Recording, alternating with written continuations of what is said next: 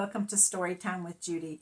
Our book today is The Can Do Thanksgiving by Marion Hess Pomerank and illustrated by Nancy Coate. Well, the school that Dee goes to is having a food drive, and they're asking for all of the kids to bring a can of food. Well, Dee wants to get a can of peas, and she takes her peas, and then she worries about where her peas is going. She just wants to know where they're going to go. So she decides to put a little sticky note on top of it and saying that it's from her and her school. Well, lo and behold, the church that gets the peas contacts her school and invites them to come and help out with passing out the Thanksgiving dinner. Let's find out how it turns out. Dee searched Buster's Market for the just right can. Corn, suggested Mother. Little bitty white potatoes. No, said Dee. She pushed her glasses higher on her nose. Peas, she finally announced, please. Dee proudly plucked her peas on the checkout counter. They're for my class's Thanksgiving can-do food drive, she told Priscilla, the cashier. We bring cans and stuff to school, and later they get delivered to people who need them somewhere. Then Dee gave Priscilla the 89 pennies which she saved by herself. Where will my peas go? Dee asked her mother as they crossed the street to school. To a hungry person for a nice meal, replied her mom. Where? Dee wanted to ask, but it was time to go inside. In her classroom, Dee placed her peas in a box at the front of the room. Hector plopped in a can of tuna. Keisha added fruit cocktail. Everybody brought something. It's almost time for the pickup, Mrs. Ortiz, Dee's teacher said. Dee's can was about to disappear forever. She ran to her desk and grabbed a yellow sticker.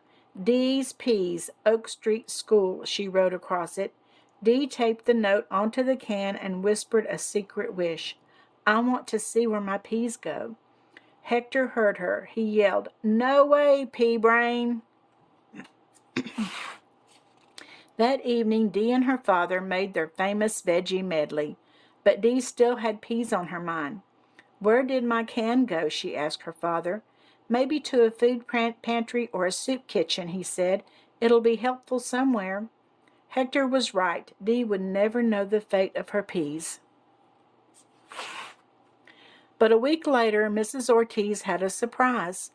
A church downtown received our can-do cans, though it's a mystery how they knew where they came from. Dee looked at Hector and grinned. Mrs. Ortiz continued, Now they've invited us to help their volunteers serve and share a Thanksgiving meal at their soup kitchen. On Thursday at noon, I'll take anyone who'd like to go.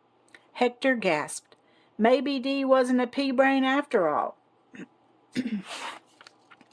That Thursday, a boy named Tyler walked into the soup kitchen behind his mother. He felt a little shy because he'd never been there before, but his mom wanted him to have a real Thanksgiving meal. Next year, we'll have Thanksgiving in a place of our own, she promised. I know, Tyler said, pushing his glasses higher on his nose. Just then, a group of children rushed by. Tyler noticed a girl who wore glasses like his. He might make a fun friend, he thought. Dee looked around. She saw tables being wiped, floors being swept, people rushing in from the cold.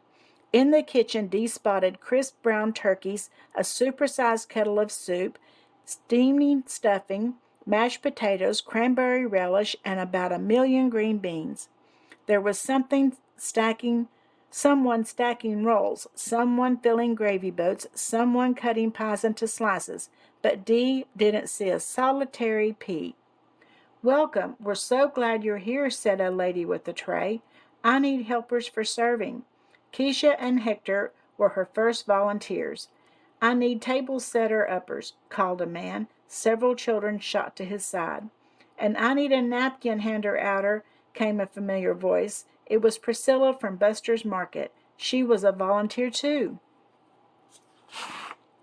Dee walked around the dining room giving out napkins. The tables were now crowded, and she saw a boy who wore glasses like hers. The boy smiled at Dee. It made her think he'd be a fun friend, maybe. Emergency! The kitchen door blew open. Keisha ran out, waving her hands.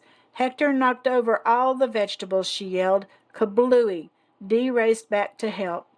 The beans are history, cried Priscilla as she plucked some from Hector's ear. Dee, get more vegetables, fast. She pointed to the pantry. Dee grabbed cans of carrots, beans, and zucchini. She brushed an entire row of canned corn into a basket. Then, on the uppermost shelf, Dee saw a yellow sticker glimmering in the light. Her peas. Dee stretched, hopped, then jumped. The peas were just too high. She was about to give up when the boy with glasses offered Dee a chair. Hi, I'm Tyler, he said. Thanks, Tyler, I'm Dee. Dee climbed on and reached her peas. Tyler tossed cans of tomatoes into the basket. Dee flung in more cans of peas. Dee, hurry, everyone's waiting, Priscilla called from the kitchen. Tyler, where are you? His mom called from the dining room. Yikes, gotta go, exclaimed Dee and Tyler at the same time, and they ran off in opposite directions. Inside the kitchen, Priscilla looked worried. What can we make with this mishmash of cans, she asked. A veggie medley, Dee explained. My dad and I make it all the time. Priscilla reached for an enormous pot. Dee whispered something to Priscilla. It was one more secret wish. Definitely, said Priscilla, darting out the door. When she returned, Tyler was at her side, rolling up his sleeves. Ready, set, cook, he said. Dee and Tyler took turns opening cans and pouring vegetables into the pot. When things got steamy, they took turns wiping fog from their glasses. Soon, only one can remained. Dee poured her peas into the pot. Just right, she said. A few minutes later, Dee and Tyler emerged from the kitchen with a brimming vegetable platter held high between them. Everyone burst into applause. Hooray, cheered Keisha. Marvelous, admired Mrs. Ortiz. Chow time, yelled Hector, dig in. Please wait, my friends. The room grew quiet and still. An elderly man rose. Let's first give thanks for the blessings of this day, he said. Some people bowed their heads, some closed their eyes, some took the hand of their neighbor. Dee smiled at Tyler. He gave her a big thumbs up. They both pushed their glasses higher on their noses. Now we can dig in, asked Hector, and everybody did. Well, they had a disaster there for a little while, didn't they? But it all turned out good because they mixed all the vegetables together and made one big dish. I hope that you enjoyed this little story, and I'll see you again tomorrow. Don't forget to subscribe and like.